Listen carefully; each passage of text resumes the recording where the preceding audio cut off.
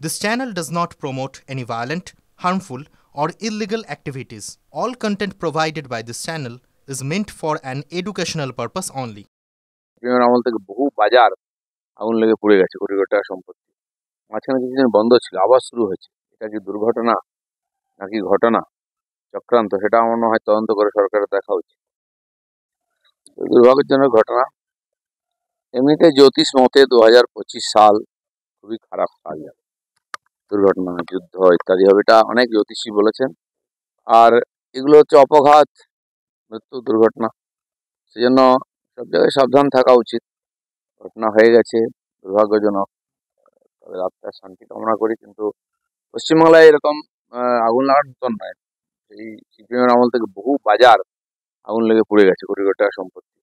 মাঝখানে কিছুদিন বন্ধ ছিল, আবার শুরু হয়েছে। এটা কি দুর্ঘটনা নাকি ঘটনা চক্রান্ত, সেটা আমার মনে হয় তদন্ত করে সরকারের দেখা উচিত। আনন্দের কথা, ভগবান জগন্নাথ আসছেন। আমার মনে হয় এরপরে টিএমসি লোকেরা জয় বাংলা না বলে জয় জগন্নাথই বলবে। আমার ইচ্ছা আছে, কিন্তু আমার আগে থেকে প্রোগ্রাম ঠিক আছে। শ্যামপুরে, হাওড়াতে দুপুর অব্দি, তো ওখানে কখন শেষ হয় দেখি। আর গেলে ধার্মিক কার্যক্রমে স্বস্তি, দুজনকে আলাদা করে কাট দিচ্ছে ওরা।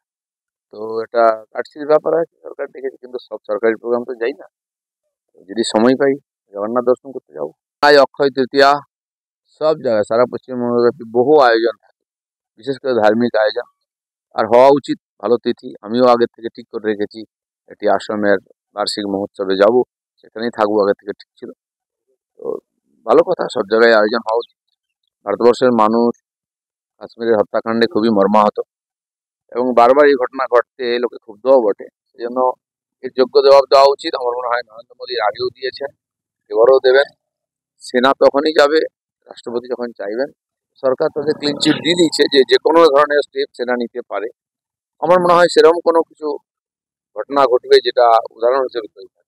এর আগেও কার্গিল যুদ্ধ হয়েছিল, সেনা থেকেই ঢুকে পড়েছিল সমঝোতাকে ভেঙে দিয়ে। বা যেটা আগে ঘটনা ঘটেছে উড়ি থেকে আরম্ভ করে, আর পাঠানকোট থেকে আরম্ভ করে যে পুলওয়ামা, এবং তারপরে যেটা হয়েছিল বালাকোট, তো সবই সেনাই করেছিল। সেনা, এসআই আর টেরোরিস্ট, পাকিস্তানে এই তিনটে একই। আর সরকারও তার সঙ্গে যুক্ত, কারণ সরকার এদের বাইরে কিছু করতে পারে না। বাংলায় কোন জেলাতে বোম আর বন্দুক পাওয়া যায়? আগে বাইরে থেকে আসতো, এখানে এখানে তৈরি হয়ে বাইরে যাচ্ছে। এই যে পার্থক্য, ধীরে ধীরে পুরো উপদ্রুত এলাকা হয়ে যাচ্ছে পশ্চিমবাংলার। জায়গায় জায়গায় খুন খারাপি, লুটপাট, পুলিশ প্রশাসন, সরকারের কোনো উপস্থিতি নাই। মমতা ব্যানার্জি প্রশাসন চালাতে না পেরে ভগবানকে পুজো করে, মন্দির করে এর থেকে প্রায়শ্চিত্ত পেতে চাইছে।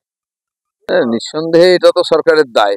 এই ধরনের ভয়ঙ্কর পরিস্থিতি বছরের পর বছর বাজারগুলো এরকম রয়েছে, যেখানে অগ্নি নির্বাপক ব্যবস্থাই নেই, যেখানে দুনিয়ার জিনিস জমা করে রাখা হয়েছে, দাহ্য পদার্থ। একটা কিছু ঘটনা ঘটলেই বিশাল ভয়ঙ্কর ঘটনা হয়ে যাচ্ছে। আর সব পুরনো পুরনো বাজার, 40-50 বছরের, 100 বছরের পুরনো পুরনো বাড়িতে বাজার বসে, তাতে কোনো রক্ষণাবেক্ষণ নেই, সুরক্ষা নেই। এই ঘটনা চলে কি করে? ফায়ার সার্টিফিকেট না নিয়ে কি করে চলতে পারে এ ধরনের ভয়ঙ্কর সমস্ত বাজার? কাপড়ের দোকান ইত্যাদি আছে, দুনিয়ার জিনিস শুষে দিচ্ছে, ওখানে কেউ দেখার নেই, পয়সা নেই, পুলিশ সব ছেড়ে দেয়। এরকম চললে এরকম দুর্ঘটনাই ঘটবে, এরকম জীবনহানি হবে।